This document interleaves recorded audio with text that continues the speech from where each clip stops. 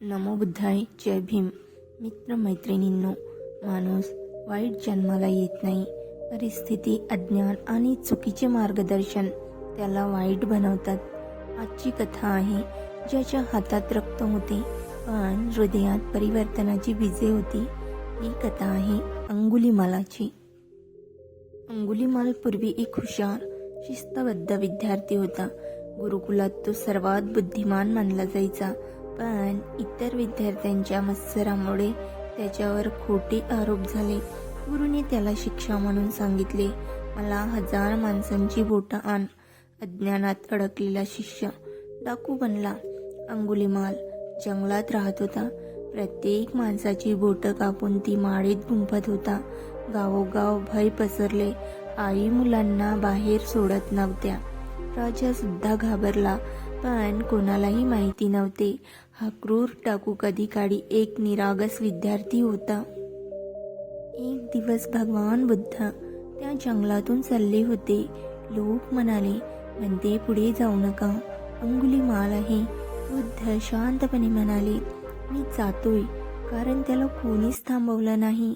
अंगुलीमाल बुद्धांकडे धावला. पण बुद्ध चालत असूनही तो जवळ येऊ शकत नव्हता. तो रडला. थांबा. बुद्ध म्हणाले, मी थांबलोय, तूच अजून थांबलेला नाहीस. हे शब्द अंगुलीमालाच्या अंतःकरणात पोहोचले. मी थांबलोय, तू कधी थांबणार? त्याने शस्त्र टाकले. डोळ्यातून अश्रू वाहू लागले. तो बुद्धांच्या चरणी पडला. पण ते मला वाचवा.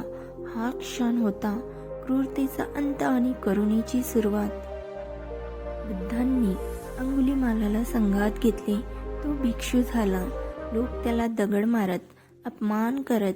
बुद्ध म्हणाले, अंगुलीमाल, हे तुझे जुने कर्म आहेत. शांतपणे सहन कर. अंगुलीमाल ध्यानात स्थिर झाला. एके दिवशी ध्यानात अंगुलीमालाने अर्हत्व प्राप्त केले. त्याच्या हातात कधी रक्त होतं, त्याच्या हातात आता करुणा होती. बुद्धांनी सिद्ध केलं, कोणीही कायमचा वाईट नसतो. मैत्रिणींनो, ही कथा आपल्याला सांगते, माणूस बदलू शकतो. करुणा हिंसेपेक्षा शक्तिशाली आहे. बुद्ध कोणालाही नाकारत नाही. जर अंगुलीमाल बदलू शकतो तर आपण का नाही? ही कथा आवडली असेल तर लाईक, शेअर, सबस्क्राईब करा. कमेंटमध्ये नमो बुद्धाय लिहा.